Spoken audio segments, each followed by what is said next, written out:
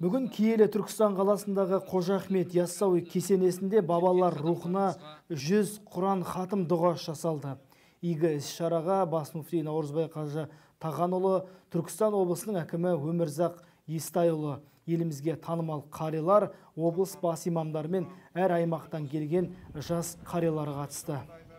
Еліміздің мерейлі тәуелсіздігіміздің 30 жылдығына орай тұңғыш президент елбасы Нұрсұлтан Әбішұлы Назарбаевтың Түркістан Қазақстанның рухани елордасы идеясы аясында өткелі жатқан 10-шы республикалық Құран кәрімді жатқа және мәнерлеп оқу байқауына сәттілік тілеймін. Қош келдіңіздер тағы. Ал игі шараның өтуіне ұйытқы болған бас мүфти бүгінгі Құран хатымның маңыздылығына тоқталып өтті.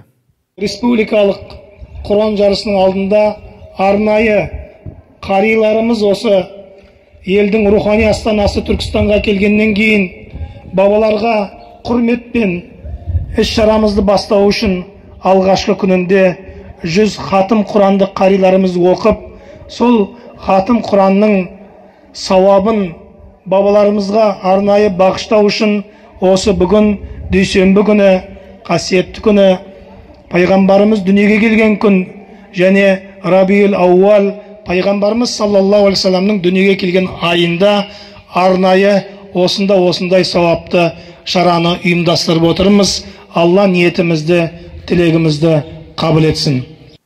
Осылайша бас мүфти бастаған дін қызметкерлері мен қарилар еліміздің игілігі мен болашағы үшін құрбан болған батырларымыз бен хан сұлтандарымыздың талай нәубетті замандарда репрессияға ұшыраған ата-бабаларымыздың рухына қасиетті Құран аяттарын бағыштап жарылқауы тіледі.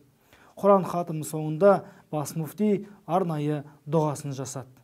Жаратушы Алла Тағала осы оқылған қасиетті Құран құрметіне дұға тілектерімізді қабыл етіп, елімізге Алла Тағала өзің тыныштық бер, құт береке, ырыс несібе нәсіп ет. Халқымызға Алла Тағала бірлік ынтымақ бер.